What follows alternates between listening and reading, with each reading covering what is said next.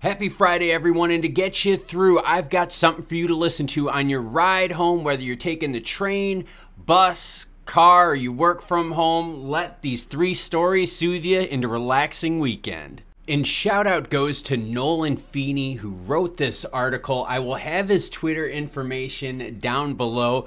Drop him a like on his content because you're going to love these 3 stories. True life, my partner is obsessed with NFTs. First one is entitled, Do You Know What I Had to Do to Get This? This is from Allie, 30 years old, New York City.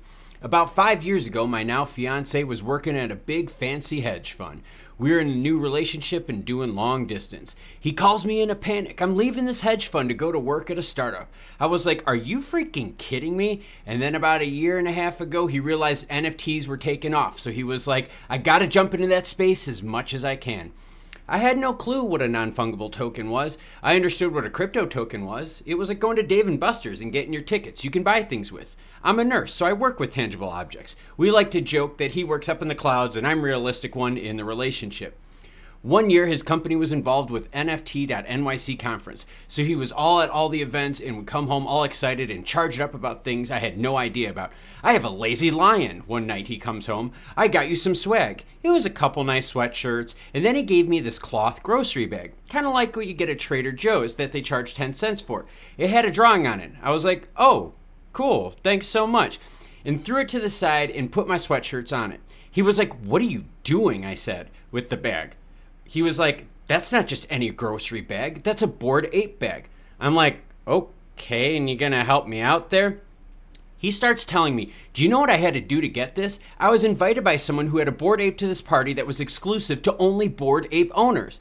And I said, okay, that's so cool. I wanted to be supportive, of course, but in my head I was like, what the is a Bored Ape? And then I started doing my own research. I came to find out that these Bored Apes were all upwards of 100,000 each. And then I started noticing it on everyone's Twitter. People had their Bored Ape as their picture. I'm like, if football players are putting it in their Twitter handle and they're getting excited about it, then the rest of the world will. It was quite a learning experience.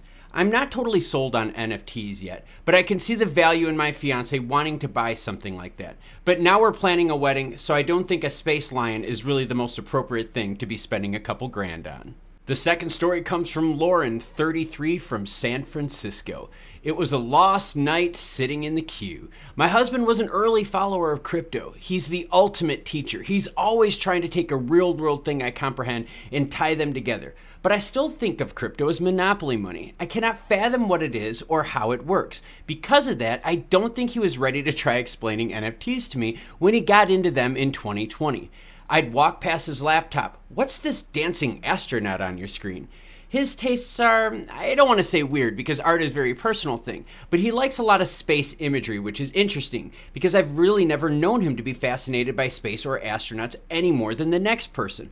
So I guess via NFTs, I've learned something about what is aesthetically interesting to him and how his brain works. With NFTs, there's a lot of hidden Easter eggs. For him, it's almost like, where's Waldo? He'll sit there and stare, look for all of them, usually late at night. The way some of these drops go is you have to grab what's available. You don't have the option to be selective. So he'll get what he can cram and crack it open to look for all those Easter eggs. A lot of them tie into each other. It's almost like a puzzle you can map out to more pieces you own.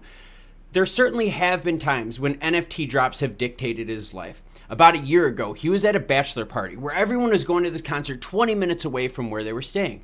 He stayed back to procure a piece and was going to join them later, but the drop went sideways and the virtual queue was for 3 or 4 hours. Everyone else went to the concert, got drunk, came back, and continued to hang out and drink. But the piece was actually procured. It was a lost night sitting there in the queue. That one was definitely a bummer. We have a rule when we're out with our family or friends. If somebody else brings up crypto or NFTs, he can go on a tear about it, but not before them. It was self-imposed by him, but there were absolutely no objections from me. It actually came up at Thanksgiving this year. I looked at him across the table like, shit, have you ever opening? You say what you need to say. Everybody around the table is laughing like, oh no, was it me? Did I open the door?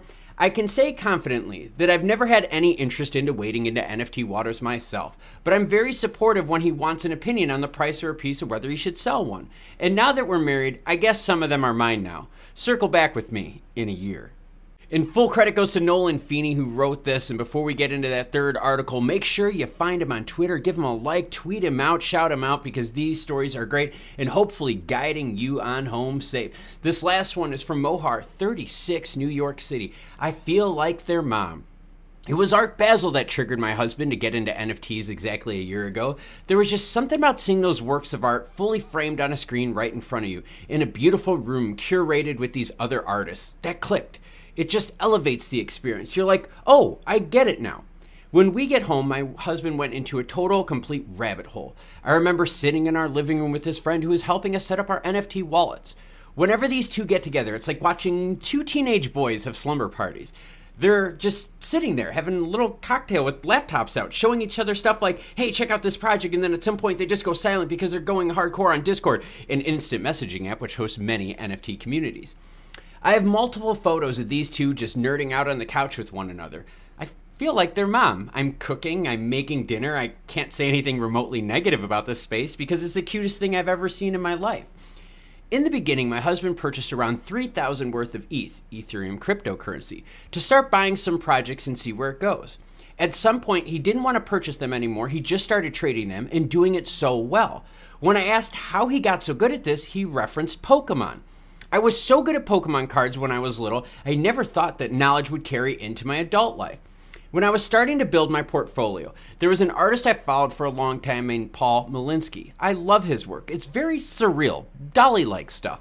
I saw that he was releasing a collection on Nifty Gateway, an auction NFT platform, and was like, cool, I'm going to try out, bid, and get one. I remember my husband had to run to a meeting at that point. He was hopping on like a fairy lake. I hope you get your NFT, he leaves. I'm sitting there trying to get it, and someone outbid me.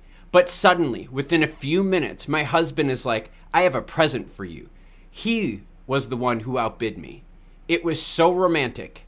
I was like, oh my God, this is a weird NFT love story right now. So there you go, 3 stories from Nolan Feeney to guide you on home safely as you leave work and start enjoying the weekend. Thank you everyone for watching. If you want to see more cool crypto Web3 stuff, check out this video right there.